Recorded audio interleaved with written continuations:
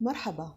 السلطان محمد السادس هو الابن الثامن للسلطان عبد المجيد الأول بن محمود الثاني، وهو السلطان السادس والثلاثين للدولة العثمانية العليا.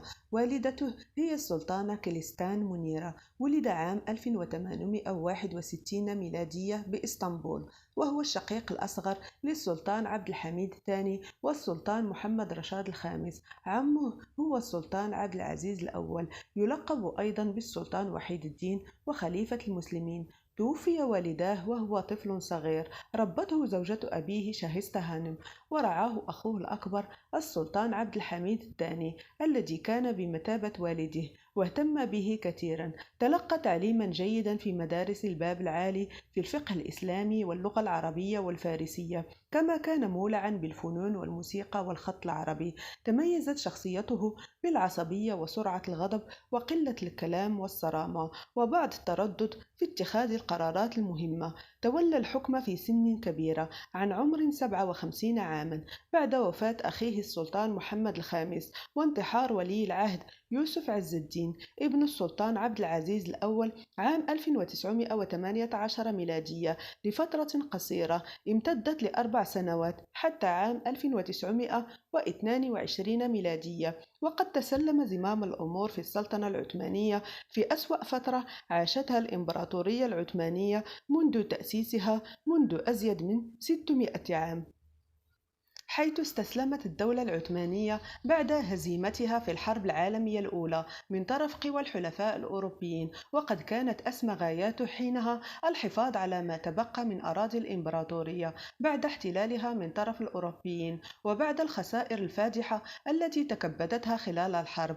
لذلك وافق على توقيع اتفاقية مودروس رغم قساوة بنودها وشروطها المهينة لأحد أكبر وأعظم الإمبراطوريات في التاريخ الإسلامي، حيث من بين شروط الاتفاقية المذلة السماح لقوات الحلفاء بريطانيا وفرنسا وإيطاليا باستعمال كافة الطرق الاستراتيجية للدولة، خصوصا السكك الحديدية، وسلخ الولايات العربية عن العثمانيين، خصوصا اليمن والعراق والشام والحجاز. كما فرضت الدول الأجنبية على العثمانيين تزويدهم بالغذاء واللباس ومصادر الطاقة مجانا، كما يحق لهم الدخول إلى أي مكان في الدولة دون إذن أو استشارة أحد.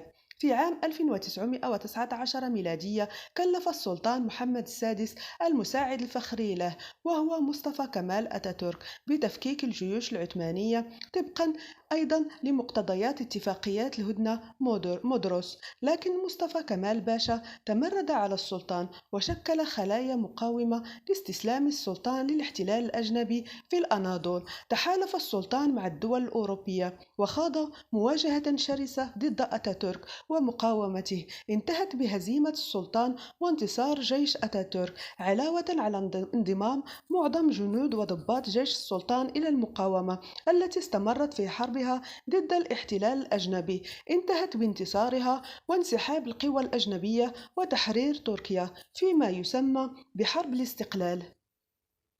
في عام 1920 ميلادية تم تشكيل مجلس أمة تركي وحكومة جديدة بزعامة مصطفى كمال أتاتورك. وفي عام 1922 ميلادية قرر هذا المجلس نفي السلطان محمد السادس وعائلته إلى الخارج، وألغيت السلطنة العثمانية، وتم انتخاب ابن عمه بعده عبد المجيد أفندي خليفة للمسلمين دون لقب سلطان. ولذلك يعتبر السلطان محمد السادس آخر سلاطين آل عثمان فعليا.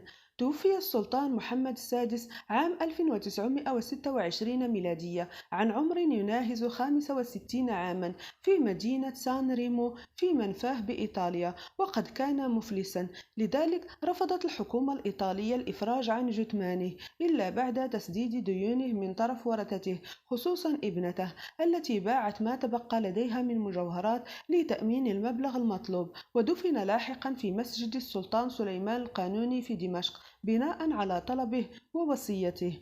يعتبر السلطان محمد السادس سيء الحظ لأنه استلم تركة ثقيلة لم يقدر على تحملها، فقد تسلم دولة مهزومة في حرب لم يقرر هو خوضها، وقد كانت الأوضاع في عهده تسير من سيء إلى أسوأ في تراجع دراماتيكي لأحد أهم وأقوى إمبراطورية في التاريخ الإسلامي. فيمكن أن يرى البعض أنه كان سلطانا خائنا للدولة العثمانية بعدما ساعد الحلفاء في قمع المقاومة، لكن بعض المؤرخين مصرين على أنه لم يكن خائنا، وإنما كان فقط يساير القوى الأجنبية من أجل طمأنتها، وفي السر كان يدعم حركات المقاومة خصوصا مصطفى كمال أتاتورك الذي قرر بأن السلطان محمد السادس هو الذي طالبه بإنقاذ البلاد من الاحتلال والتفكك. وختاما، المرجو ترك ملاحظاتكم وتعليقاتكم على الفيديو والضغط على زر الإعجاب والجرس والاشتراك بقناتنا ليصلكم كل جديد.